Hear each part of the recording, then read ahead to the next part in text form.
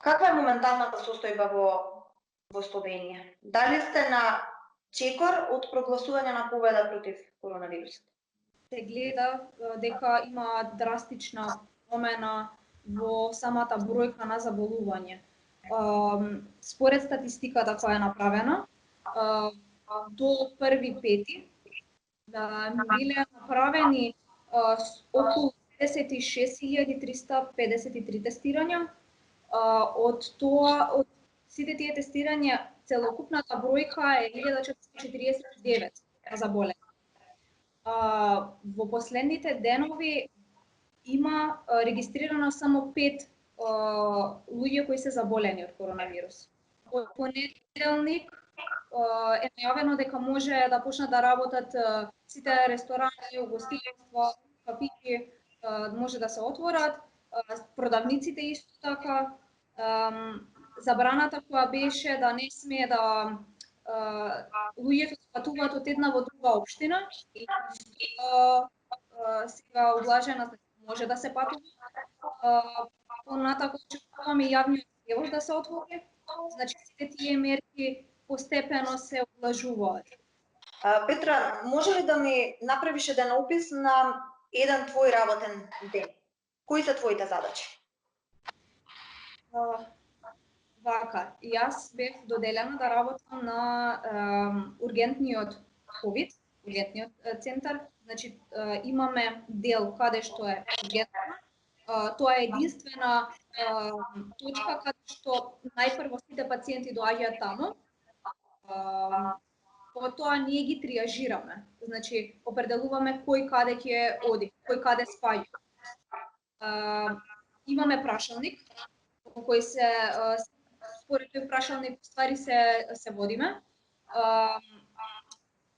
И уствари и доделуваме дали пациентот има сомнешна COVID или не. Треба да исполнува барем 2 од тие симптоми да има. Прво што правиме? Мериме температура. Треба да има повишена телесна температура, повише од 38. Потоа прашуваме дали во последните 14 дена каштал, имал болки во грлото, повишена телесна температура,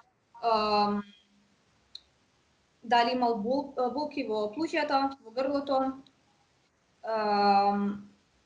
дали бил во контакт со лице кое можеби било заболено од коронавирус, каде се движел, дали ги почитувал мерките и каде бил во последните 14 дена.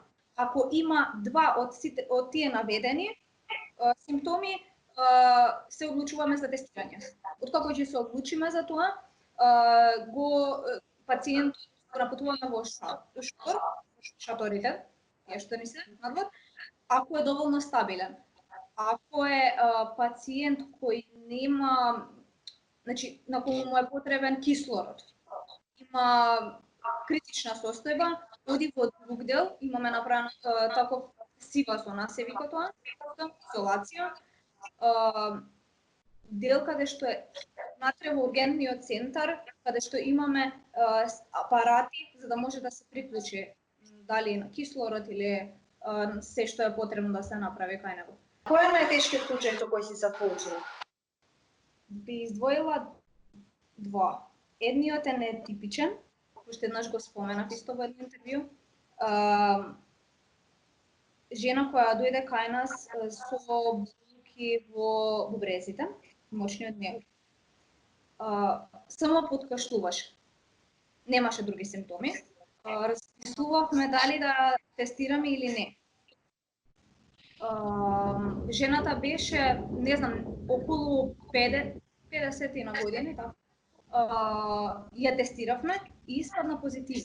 Онака ми остана во осеќавање, затоа што имаше многу пациенти кои има повише од симптомите, наведените симптоми, а испадна негативни.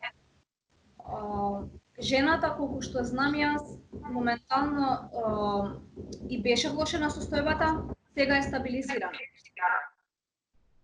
Друг нетипичен пример, така што, не знам, онака ме погоди, е исто жена, околу 50 на години, која се заболена од коронавирус преку нејзиниот син, кој бил претходно во Шпанија, ако не се лажам.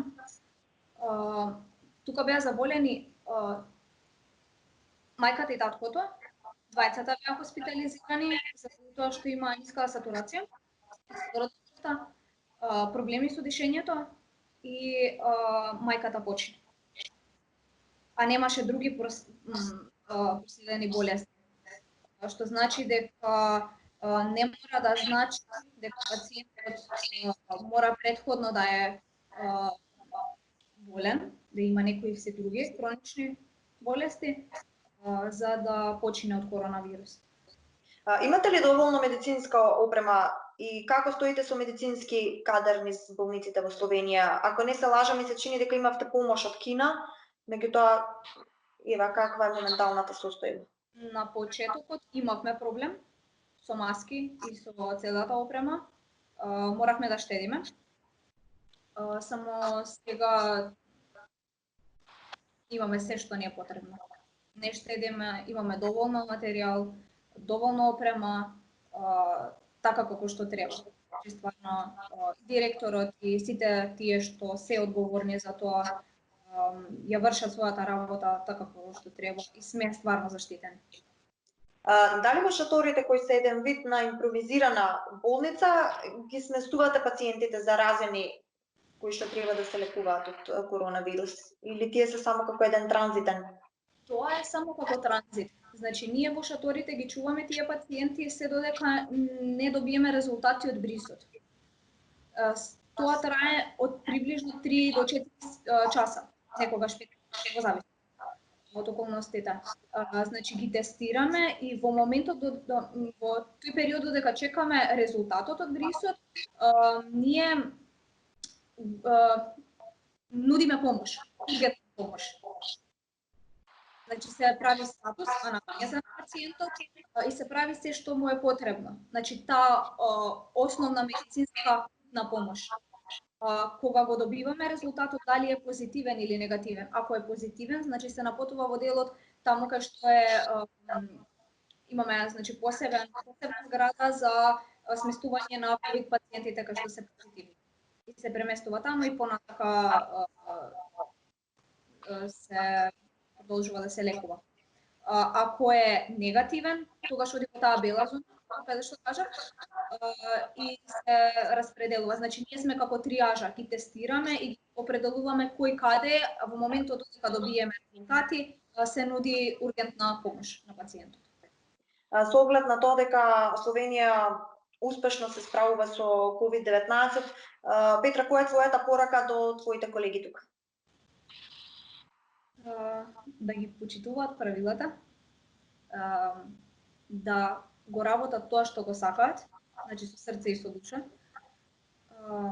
Тоа е, мислам, дека најважно. Ако сите заедно стварно ги почитуваме тие дадени правила, заедно ќе го победиме ова во најкраток можен рок.